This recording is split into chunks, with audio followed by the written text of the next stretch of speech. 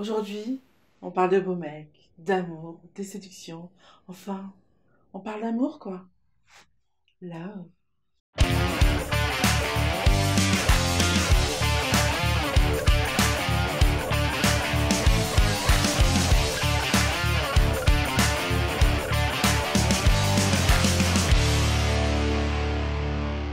Dernièrement, j'ai posté une photo sur mon compte Instagram et elle vous a rendu complètement dingue. Si vous ne me suivez pas encore sur mon compte Instagram, je vous mets le lien pour que vous puissiez remédier à la situation. Mais en fait, cette photo représentait un couple nu de dos. La femme était ronde et le mec était super bien foutu avec un cul. Mouah. J'avais légendé cette photo en disant que l'amour n'était pas une histoire de taille. Et apparemment, cette légende vous a plu et vous êtes reconnu dedans parce que vous avez été dingue, vous avez liker cette photo comme on n'a jamais liké une photo sur mon compte. Il faut bien admettre que cette photo fait rêver dans une société où on vous apprend tout petit que pour être aimé et admiré, il faut être beau, svelte, sportif, avoir les cheveux blonds, longs, les cils interminables, et donc répondre aux normes imposées par la société. Et ce que je trouve alarmant dans cette vision simpliste de la vie, des choses et de l'amour, c'est que même les gros ont accepté cette façon limitée de voir l'amour et les relations. Que de génération en génération, on apprend aux filles rondes de s'estimer heureuses d'être aimées quand elles le sont, qu'elles soient heureuses ou pas, qu'elles soient amoureuses ou pas, qu'elles soient bien traitées ou pas. On considère qu'elles sont aimées, c'est déjà ça, qu'elles soient pas trop gourmandes. Que celles qui se sont déjà laissées maltraiter par un mec en se disant au moins il s'intéresse à moi, lève la main. Et puis il y en a qui font tellement d'efforts pour rester minces qu'ils considèrent que ce n'est que justice si les rondes galèrent en amour. Après tout, si elles veulent être aimées d'un beau gosse, qu'elles perdent du poids. Sauf que les choses sont bien plus compliquées que ça. L'amour et le désir sont tellement complexes qu'on ne peut pas faire ce genre de généralité. Et élever nos enfants en leur inculquant cette vision de la vie simpliste. Il y a autant de possibilités d'attirer quelqu'un que d'hommes ou d'ailleurs de femmes. D'abord, il y a celui qui n'est tout simplement pas attiré par les rondes, qui soit incapable de concevoir une relation avec elles ou qui soit totalement repoussé par elle. Puis il va y avoir celui qui est attiré par les rondes mais qui l'assume pas et qui va avoir tendance à coucher avec des rondes et à sortir avec des minces, ou à être attiré par une ronde et avoir un comportement qui trahit cette attirance tout en niant farouchement. Ensuite, il y a celui qui est attiré par les rondes, qui l'assume mais qui ne voit les rondes que comme des objets sexuels parce qu'il ne les voit qu'à travers leur physique. En gros, ce qu'elle peut penser, ressentir, vouloir ou avoir à dire ne l'intéresse absolument pas tant qu'il peut coucher avec elle. Il y a ensuite ceux qui sont attirés par les rondes, qui l'assument et qui sont tout à fait disposés à avoir une vraie relation amoureuse avec elle et à leur donner de l'amour. Ensuite, il y a celui qui s'en tape et qui tombe avant tout amoureux d'une personnalité. Enfin, il y a celui qui n'est pas particulièrement attiré par les rondes, mais qui est à fond sur une ronde en particulier, parce que, après tout, une femme se conçoit dans son ensemble. Tu sais, ce genre d'attirance qui te dépasse complètement, que tu ne contrôles pas et qui n'a aucune règle. Bref, tous les goûts sont dans la tour et je peux vous dire que dans chacune de ces catégories-là, il y a des beaux gosses.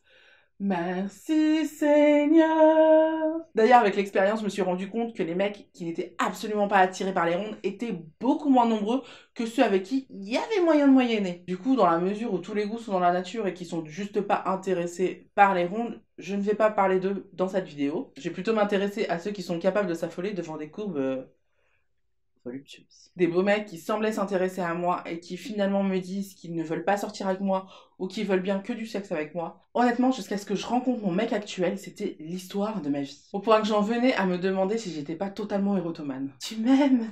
Mais si tu m'aimes, je le sais. Tu m'aimes? Tu m'aimes? Mais tu m'aimes? Non.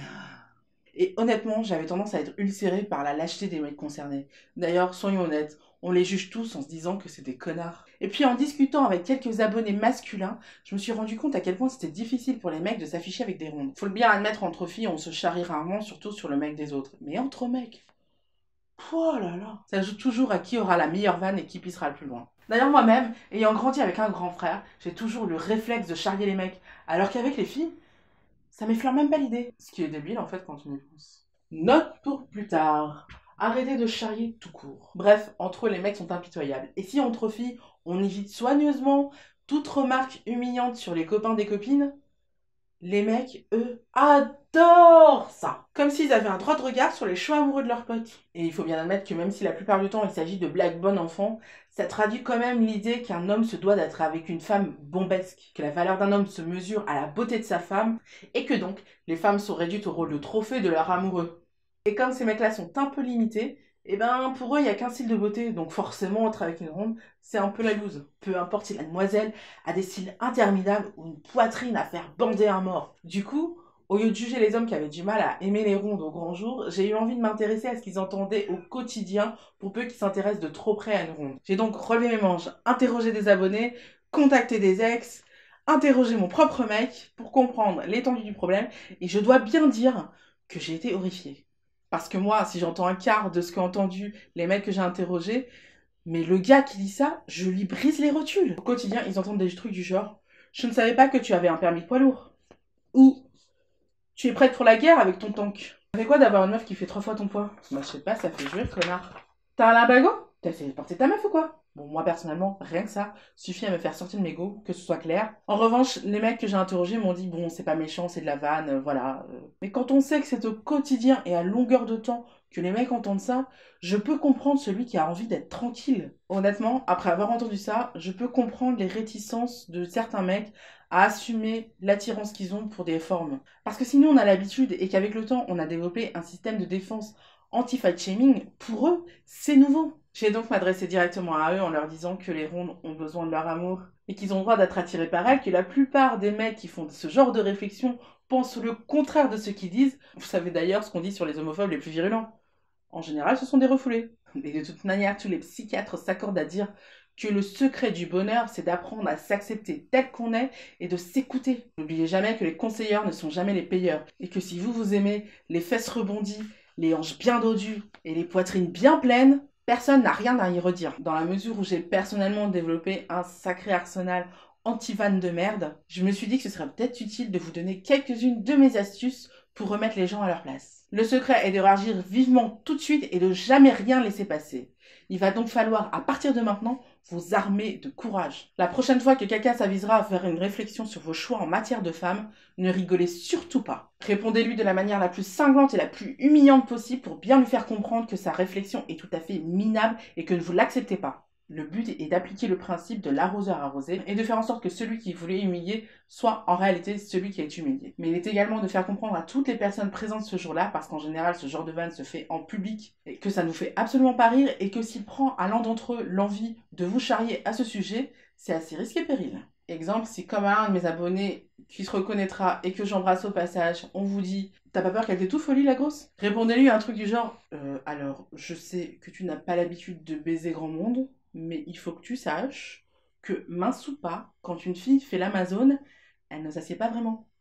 Tu vois, sinon on se fait chier en fait. Si t'as besoin qu'on t'explique comment on met une capote, tu me dis, hein.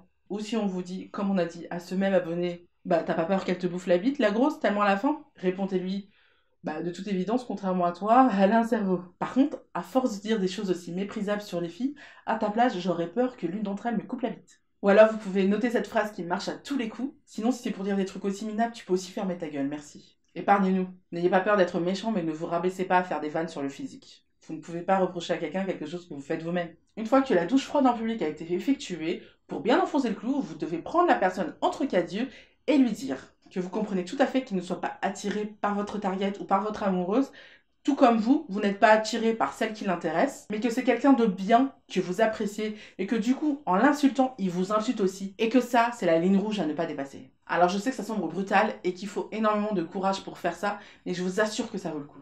D'abord parce que ça fait un bien fou. En vous affirmant, vous vous sentirez valorisé par le courage dont vous avez fait preuve. Ensuite, parce qu'après ça, je vous assure que vous n'aurez plus jamais à le faire, tout simplement parce que tout le monde va se passer le mot que ça ne vous fait pas du tout rire. Et qu'il vaut mieux éviter ce genre d'humour avec vous. En revanche, si vous êtes une femme et que vous êtes confrontée en ce moment à un mec qui s'intéresse à vous, mais qui n'ose pas l'assumer, je vous conseille d'avoir une vraie conversation avec lui. Mais attendez-vous à ce qu'il nie les sentiments qu'il a envers vous. Tout simplement parce que s'il y a une chose qui est encore plus mal vue que d'être attiré par une ronde, c'est d'être attiré par une ronde et de ne pas avoir les couilles de l'assumer.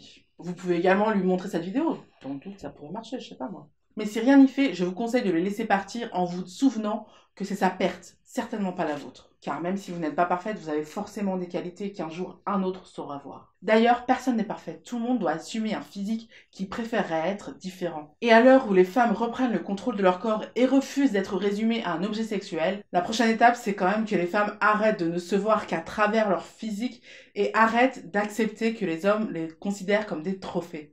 Vous n'êtes pas qu'une ronde rigolote juste bonne à être une bonne copine ou à être un plan cul. Vous valez mieux que ça et si le mec ne le voit pas, c'est qu'il ne vous mérite pas. Donc un conseil, tournez les talons sans vous retourner, vous gagnerez du temps. Pour ma part, j'ai une pensée émue envers ceux qui m'ont aimé comme je suis et qui me l'ont dit. Je réalise aujourd'hui à quel point ils en ont dans le pantalon et à quel point ils m'aimaient. Mais j'embrasse également ceux qui m'ont aimé et qui n'ont pas su l'assumer parce que même si pour certains ils m'ont fait de la peine, j'aimerais montrer l'exemple et dire que c'est important de donner de l'amour. Comme disait Pierre Riverdi, il n'y a pas d'amour, il n'y a que des preuves d'amour. Et j'ai mis un certain temps à comprendre ce que ça veut dire. Ça ne veut absolument pas dire que l'amour n'existe pas. Ça veut dire tout simplement qu'on peut aimer quelqu'un du fond du cœur à partir du moment où on ne lui donne pas son amour et on ne l'exprime pas. Il n'existe tout simplement pas. L'amour est fait pour être donné.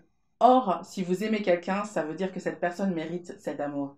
Et que donc, elle mérite que vous lui donniez cet amour. Gros ou pas, beau gosse ou pas, n'hésitez jamais à donner de l'amour. C'est ce qui fait qu'on est en vie. Putain, c'est tellement beau ce que je dis. Je crois que je vais rester là-dessus. Alors comme d'habitude, on n'hésite pas à liker la vidéo et je suis super curieuse de connaître vos anecdotes par rapport à des mecs qui vous ont aimé ou pas, qui ont fait semblant, que si, que ça. Si vous êtes un mec vous-même, que vous avez aimé une ronde et que vous n'avez pas su le dire,